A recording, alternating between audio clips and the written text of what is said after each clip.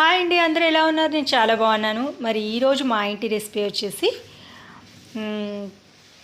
Onion గసాలతో వంకాయ curry ఎలా చేద్దామో చూద్దాం. పావు కిలో వంకాయలండి, ఇలా ముక్కలు కట్ చేసి పెట్టుకోవాలి. తర్వాత పచ్చిమిర్చి పేస్ట్ సాల్ట్ వేసి రుబ్బు పెట్టుకున్నాను. పచ్చిమిర్చి పేస్ట్ 1 టేబుల్ స్పూను, గసాలు 1 టేబుల్ స్పూను, కొబ్బరి 1 హాఫ్ చిప్ప, ఎండు కొబ్బరి పచ్చి కొబ్బరి అయినా తీసుకోవచ్చు, 1 హాఫ్ చిప్ప. తర్వాత 2-3 రెబ్బలు కరివేపాకు, ఆనియన్ 1 పెద్ద ఆనియన్ అండి. తర్వాత కొత్తిమీర 1 హాఫ్ కట్ట తీసుకోవాలి. తర్వాత పోపుకి జీలకర్ర, ఆవాలు, పసుపు, ఇంతేనండి ఇంగ్రీడియంట్స్ వచ్చేసి. తర్వాత ఇప్పుడు ఏం చేయాలంటే ఆనియన్, అల్లం వెల్లుల్లి, కొబ్బరి, గసాలు అన్నీ కూడా పేస్ట్ చేసుకోవాలి. ఇప్పుడు ఆయిల్ హీట్ అవుతుందండి. 2 టేబుల్ స్పూన్ ఆయిల్ వేసుకున్నాను. ఇప్పుడు జీలకర్ర, ఆవాలు,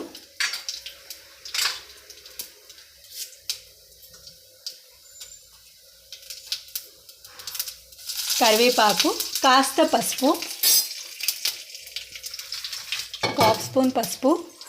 ఇప్పుడు వంకాయలు వేసుకోవాలండి.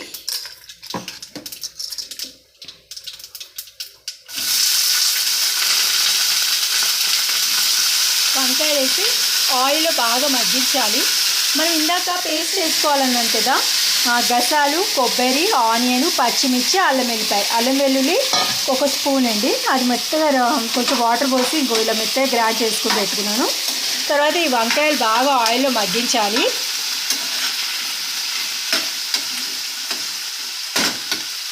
ఆయిల్ బాగా మగ్గించాలి. ఒక 10 మినిట్స్ అట్లా మగ్గించాలి.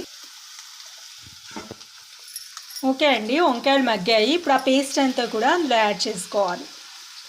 ఈ కర్రీ రోటీ, చపాతీ, తర్వాత జొన్న రొట్టెలోకి, తర్వాత అన్నంలోకి చాలా బాగుంటుంది. ఈరోజు మృగశిర కార్తె అని చెప్పేసి మేము చేస్తున్నాము. అంటే వంకాయ కూర తింటామండి మేము. బాగా మళ్ళీ ఇప్పుడు ఆ పేస్ట్ కూడా వేసి ఒక 5 మినిట్స్ మగ్గించాలి. ఇప్పుడు ఒక 10-15 మినిట్స్ బాగా మగ్గిందండి. మగ్గిన తర్వాత కొన్ని వాటర్ యాడ్ చేసుకోవాలి. వాటర్ యాడ్ చేసుకొని కర్రీని ఉడికించాలి. ఒక 10-15 మినిట్స్ ఉడికించాలి. ఓకే అండి, కర్రీ మొత్తం కంప్లీట్ అయిపోయింది, ఉడికిపోయింది కర్రీ. ఫైనల్గా కొత్తిమీర చల్లుకోవాలి.